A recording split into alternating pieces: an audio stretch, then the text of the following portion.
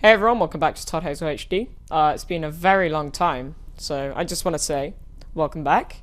And I want to thank everyone who's subscribed because I've hit 100 subs and I've left this channel going for about a year.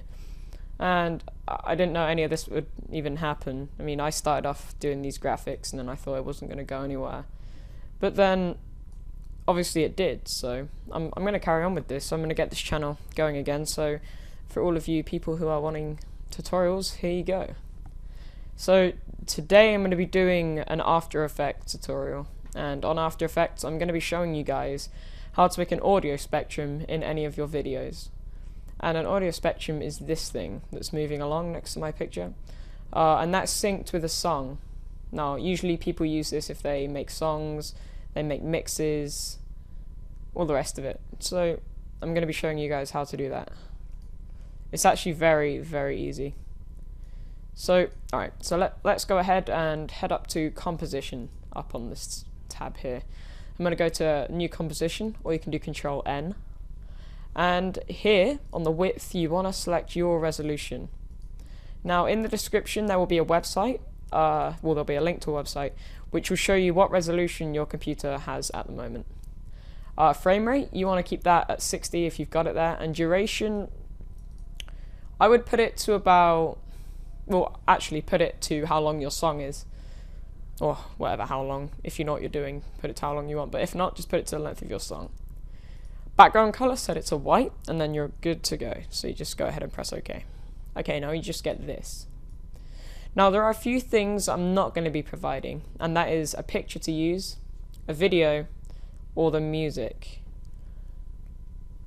So you are going to have to get those together yourself, but all you need is a picture, some music, and that's it, or a video. But I'm sure you guys can make your own variations of what I'm doing. So first of all, grab your song, and then import your picture.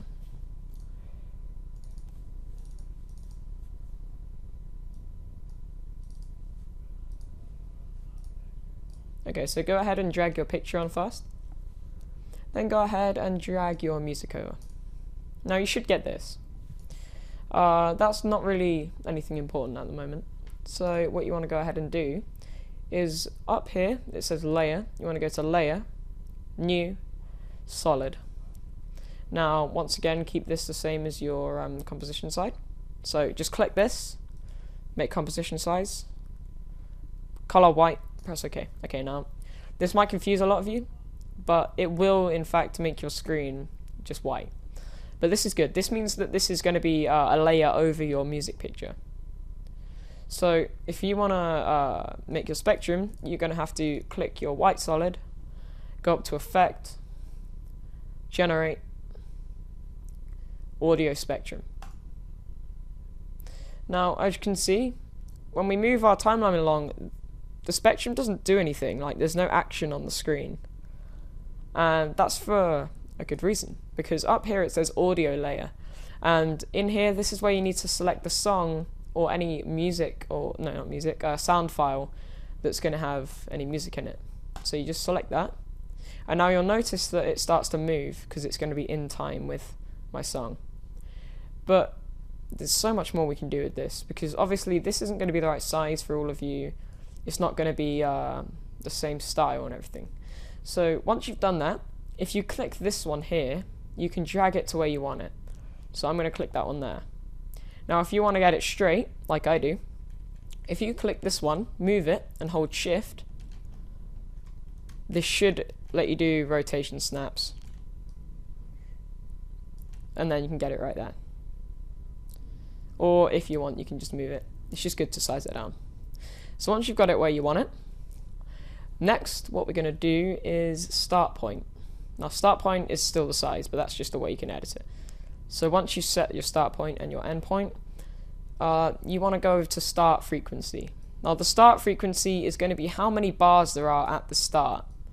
Now I usually keep this around 900, and my end I keep this around about 2500, however close you can get it. Frequency bands, I keep this at exactly 100. Works perfect for me. maximum height, I keep that at 1500, which means maximum height means how high these audio waves are going to be able to go. And the audio duration, milliseconds. Now this I don't change because that isn't something that we want to be messing with. But now, if you look here, you've noticed there's some good height. You're getting some better heights. But obviously, if you don't like this, you can make it something like that.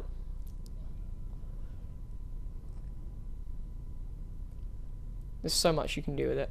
So next thing you can do is you can set your softness and your thickness. Now your thickness will depend on how thick you want your waves to be. I keep mine at 2. Softness, that just, you know, just soften the edges up, makes it look a bit nicer and smoother. The inside color. Now, as you can see, I've got a pink because I think that's the default. I'm not sure, but I'm gonna go ahead and match this with the space color that I'm using.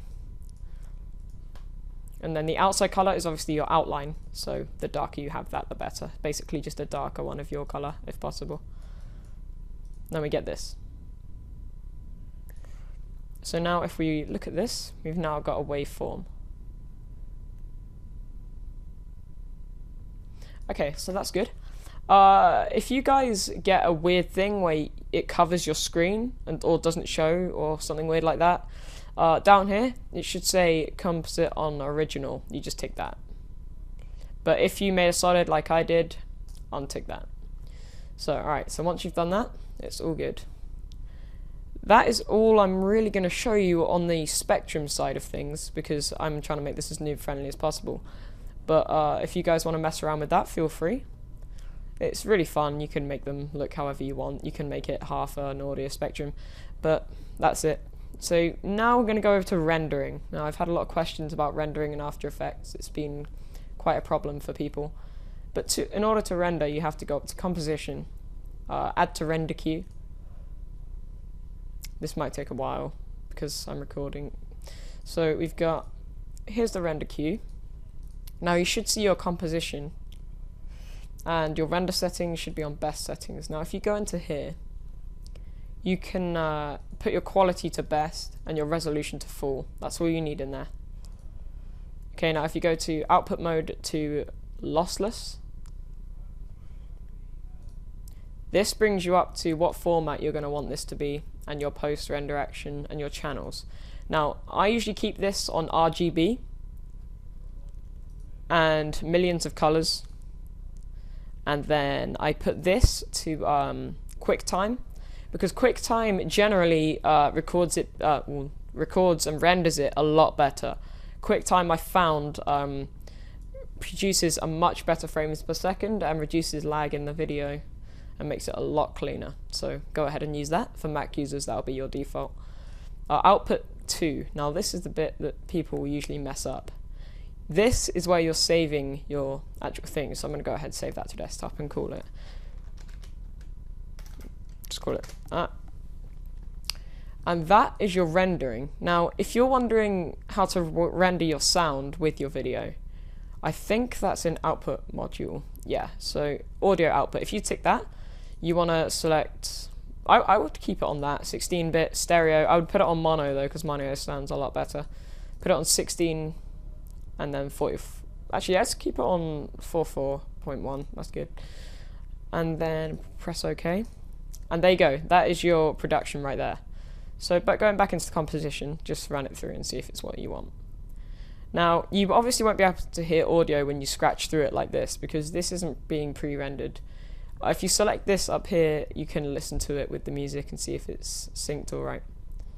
So going back to the render queue, this is all good. So all you need to click now is the render button, but I'm not going to do that because I've already done it. I hope you guys enjoyed this. Once again, I want to say thanks to everyone who subscribed. It means a lot. Really appreciated. And thanks for watching, guys. Hope you found this interesting and helpful. See you later.